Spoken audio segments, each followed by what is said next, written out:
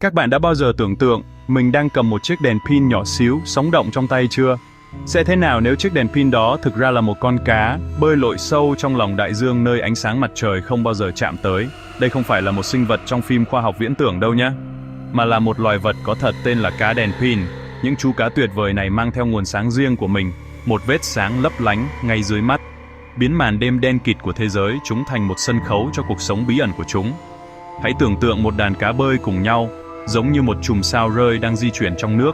Chúng là một trong những bí mật quyến rũ nhất của đại dương, một minh chứng cho thấy sự sống có thể tìm thấy con đường để tỏa sáng, ngay cả ở những nơi khắc nghiệt và tối tăm nhất.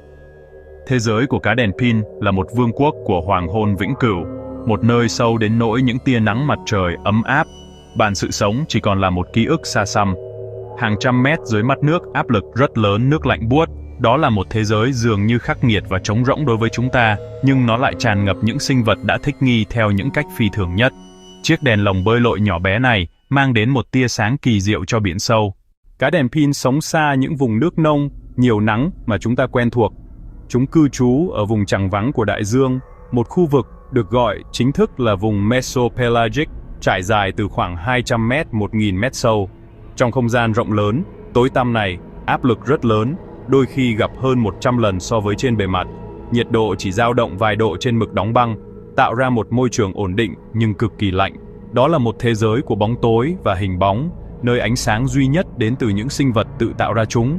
Đối với cá đèn pin, thế giới tối tăm, lạnh giá, áp suất cao này không phải là một thách thức, đó đơn giản là nhà, một nơi hoàn hảo phù hợp với bộ kỹ năng độc đáo của nó.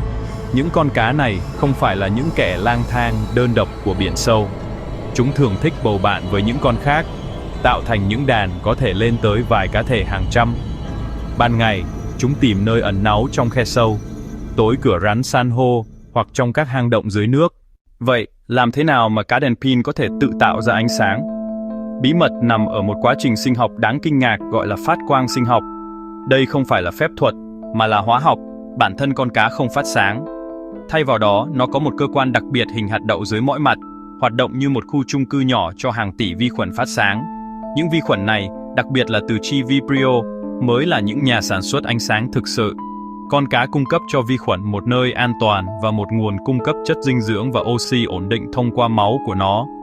Đổi lại, vi khuẩn phát sáng liên tục 24 giờ một ngày, 7 ngày một tuần, cung cấp cho vật chủ của chúng một nguồn sáng sống, vĩnh viễn. Mối quan hệ giữa cá và vi khuẩn này là một ví dụ hoàn hảo về sự cộng sinh. Vi khuẩn có một ngôi nhà an toàn và tất cả thức ăn chúng cần, cho phép chúng phát triển và nhân lên. Cá đèn pin có được một công cụ vô giá, hoàn toàn thiết yếu cho sự sống còn của nó trong đại dương sâu thẳm, tối tăm.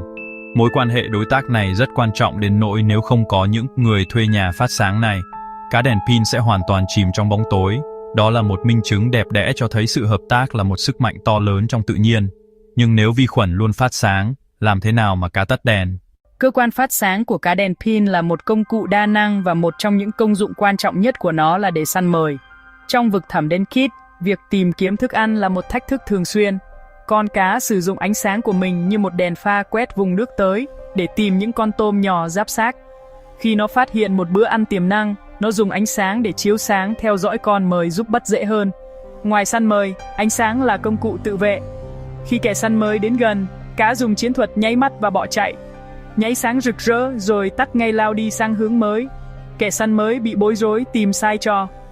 Trong đàn lớn, hiệu ứng khuếch đại, màn trình diễn chói mắt giao tiếp là chức năng quan trọng khác. Mỗi loài có kiểu nhấp nháy riêng như mã Morse biển sâu. Ánh sáng là ngôn ngữ của chúng, một cuộc trò chuyện im lặng ở đô sâu. Một trong những cái sự thật đáng kinh ngạc nhất về cá đèn pin là cách chúng duy trì những người bạn vi khuẩn của mình. Con cá không tự nhiên tạo ra những vi khuẩn phát sáng này, nó phải lấy chúng từ nước. Cá đèn pin con không được sinh ra với đèn của chúng. Cường độ ánh sáng của chúng đáng ngạc nhiên cho kích thước nhỏ. Vào đêm không trăng, một con cầm gần mặt nước có thể nhìn thấy từ vài mét. Hành vi nhấp nháy của cá đèn pin phức tạp hơn vẻ ngoài. Nhà khoa học thấy các kiểu nhấp nháy không ngẫu nhiên. Khi săn mồi, đèn sáng lâu hơn. Khi tránh kẻ săn, nhấp nháy nhanh và thất thường. Khi bơi đàn, kiểu nhịp nhàng, đồng bộ. Chúng không chỉ bắt tạt, chúng truyền tải thông điệp qua tốc độ và nhịp điệu.